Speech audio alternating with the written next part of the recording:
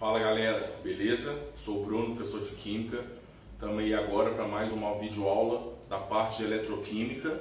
Hoje a gente vai falar dos aspectos quantitativos da eletrólise, tá? Porque se a gente lembrar bem, em eletrólise nós vimos, que a gente aplica uma corrente elétrica para poder gerar uma reação de óxido-redução, obviamente não espontânea, porque se ela fosse espontânea a gente não precisava gastar a corrente elétrica para isso, aí seria uma pilha, tá? E a gente viu o seguinte, que na ocorrência da eletrólise, os íons que estão na solução migram para cada eletrodo, de acordo com a sua necessidade. O íon de carga positiva migra para o eletrodo que contém os elétrons para poder sofrer redução. O íon com sobra de elétrons vai para o outro eletrodo para sofrer oxidação. E aí a gente viu que em algumas vezes há a produção de bolhas de gás ao redor de um dos eletrodos, e no outro eletrodo pode haver também formação de bolhas de gás, mas geralmente ocorre a formação de um metal ao redor do eletrodo. Esse processo, esse fenômeno é chamado de galvanização, tá? E é uma das principais aplicações da eletrólise. Inclusive, se vocês quiserem, no canal aí, a gente tem um videozinho falando só da eletrólise ígnea e eletrólise aquosa, falando todos esses conceitos, tá? Então, o que acontece? Já que há formação de bolhas, desprendimento de um gás de um dos lados, e geralmente a formação de um metal ao redor do eletrodo do outro lado, se eu quiser eu posso determinar essas quantidades, tanto do gás desprendido em um dos eletrodos, quanto do metal depositado em outro. Então essas quantidades, de gás desprendido ou de metal depositado, elas podem ser determinadas e elas dependem diretamente da carga fornecida pela bateria. E aí, como que a gente descobre a carga fornecida pela bateria? Basta aplicar a fórmula de Q igual a I vezes T, sendo que Q é a nossa carga em coulombs, I a corrente elétrica em ampere, e o T é o tempo, sempre em segundos. Então tem que ficar atento, porque às vezes tem questão que dá o tempo em minutos ou em horas, e a gente tem que transformar para segundo para aplicar na fórmula. Da mesma forma que se o tempo for a incógnita, a gente vai encontrá-lo em segundos, tá? E se a questão pediu a resposta em minuto, hora, a gente tem que fazer a conversão também. Beleza, e onde que entra, a estequiometria, os aspectos quantitativos? Na química, a gente não vai usar carga, ou então a gente até pode usar a carga em coulombs, só que nós temos que fazer essa conversão aqui, tá? A gente tem que saber que um mol de elétrons possui uma carga de 96.500 coulombs. Quem lembrar, a gente já viu isso em física, geralmente em física, falando que um elétron tem uma carga de 1,6 vezes 10 a menos 19 coulombs. Então, um mol de elétrons, 6 vezes 10 a 23 elétrons, vão apresentar uma carga de 96.500 coulombs. Tá? Então, gente, olha só, não tem como a gente só falar dos aspectos quantitativos sem fazer um exemplo para poder aplicar esses conceitos. E aí, só uma dica, toda questão que a gente for fazer, que for dos aspectos quantitativos da eletrólise, o início da questão, o enunciado já vai estar mostrando para a gente que trata-se de uma questão desse caso. E aí a minha dica é, escreve sempre a fórmula, porque a gente vai ver o que está querendo.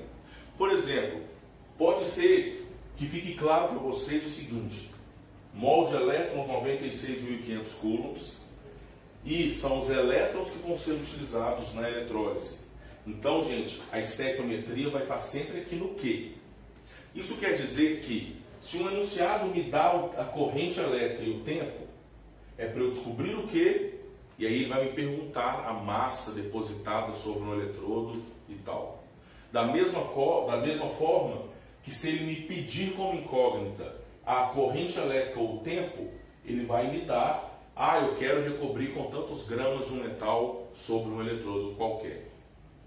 Vamos fazer esse exemplo aqui para poder aplicar esse conceito. Olha, durante quanto tempo uma bateria de 5 ampere? Então, olha, está falando tempo, já deu ampere, a corrente em ampere. Então, olha, só disso eu já desconfiei que é uma questão dos aspectos quantitativos. E aí eu já vou escrever a fórmula, Q é igual a I vezes T. Uma vez que a corrente é de 5 ampere, o tempo é a incógnita. Então vocês podem ter certeza que esse Q aqui ele vai me dar de alguma forma. Ou seja, ele vai me dar a massa que ele quer recobrir algum dos eletrodos. Então olha, uma corrente de uma bateria de 5 A deve trabalhar para que 2 gramas de ouro sejam recobertos sobre um anel na eletrólise aquosa do cloreto de ouro 3 ou cloreto áurico. Então olha só, gente, para esse tipo de questão, a gente não precisa fazer o desenho da eletrólise, tá? Para mostrar o que está acontecendo. Mas eu vou aproveitar que a gente retoma alguns conceitos aqui também. Então olha, na eletrólise, o polo positivo é o anodo, o negativo é o catodo. Catodo porque é onde ocorre a redução, anodo porque é onde ocorre a oxidação. Sempre que eu quiser recobrir um metal por outro, esse metal que eu quero que seja recoberto tem que estar sempre ligado no catodo. Então, no caso, eu liguei o meu anel no polo negativo da bateria para que ele fique carregado com elétrons, para que esse cátion ouro 3+, venha pegar os elétrons aqui. Detalhe, né, que é uma eletrólise aquosa, então tem uma competição entre os íons, mas nesse tipo de questão, se eu quero que recobrir com ouro, gente, então está bem claro que o ouro vai ganhar na disputa, beleza? Falando em disputa, está no nosso videozinho aí de eletrólise ígnea e eletrólise aquosa. Então, olha, o ouro 3+, migra até o eletrodo da direita para pegar os elétrons e sofrer a redução. Então, olha, aqui é um dos passos mais importantes. O Au3+ precisa de 3 elétrons para se reduzir a Au0 sólido. Isso quer dizer que à medida em que o ouro mais 3 pega esses elétrons aqui, ocorre uma redução e eu começo a formar uma camada de ouro ao redor deste anel. Está aqui então o nosso conceito de galvanização. E aí eu quero recobrir esse anel então com 2 gramas de ouro. E eu quero saber durante quanto tempo uma bateria de 5 A deve trabalhar. Então olha, atentos porque agora é a parte mais importante de onde a gente vai aplicar a estequiometria aqui no nosso caso. E olha só como que funciona. Gente, ouro 3+ nós temos na solução. Ele está disponível aqui. Eu garanto que vai haver formação de ouro sólido no momento em que o ouro 3+ da solução receber esses 3 elétrons. Então que fique claro o seguinte, nas questões quantitativas de eletrólise, a estequiometria está sempre nos elétrons e na substância formada. Então olha, eu não estou fazendo nenhuma conta ainda, só estou trocando as unidades. Quando eu falo em 3 elétrons, eu vou falar então que 3 mols de elétrons é a quantidade de elétrons que eu preciso para converter 1 mol de ouro 3+ em 1 mol de ouro sólido. E aí, olha, continuando, sem fazer conta ainda, só trocando unidades. Mas aqui a gente não vai trabalhar com elétron, a gente vai trabalhar com coulomb. E como 1 mol de elétrons tem uma carga de 96.500 coulombs, eu posso falar que 3 mols de elétrons tem uma carga de 3 vezes 96.500 coulombs. E com essa carga eu consigo produzir 1 mol de ouro. Só que eu quero a massa. Então eu vou na tabela periódica e vou ver que o ouro tem uma massa de 197 gramas. Então, olha só. Se para 197 gramas de ouro eu preciso de uma carga de 3 vezes 96.500 coulombs, quantos gramas de ouro que a gente quer recobrir o anel? 2 gramas. Isso quer dizer que eu preciso de uma carga em coulombs que vale quanto? Vamos fazer essa conta, né? Que a gente não precisa perder tempo fazendo ela agora. 3 vezes 96.500 vezes 2 dividido por 197 gramas. Isso quer dizer que eu preciso de uma carga de 2.939 coulombs. Tá aí.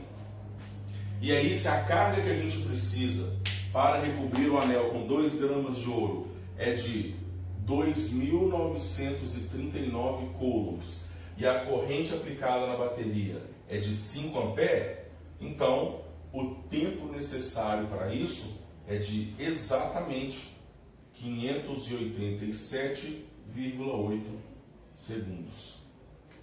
Certo? Uma questão tranquila, um exemplo tranquilo, tá? Gente, como eu tenho 3 variáveis nessa equação, uma questão dessa ela pode me pedir, ela pode me dar 2 variáveis e mandar encontrar uma. E lembrando, não esqueçam, a estequiometria vai estar sempre nos elétrons e na substância formada, tá? No caso, como o ouro é mais 3, eu precisei de 3 elétrons para 1 mol de ouro. Se fosse, por exemplo, a prata, que é mais 1, o NOx da prata é mais 1, eu precisaria de 1 mol de elétrons para 1 mol de prata. Se fosse, por exemplo, um cobre, como o cobre tem NOx mais 2, eu precisaria de 2 mols de elétrons para 1 mol de cobre zero. Tranquilo? Espero que tenha ajudado. Pode fazer questão disso, mandar dúvida para mim. Depois a gente posta outras questões corrigidas aí, beleza? Abraço!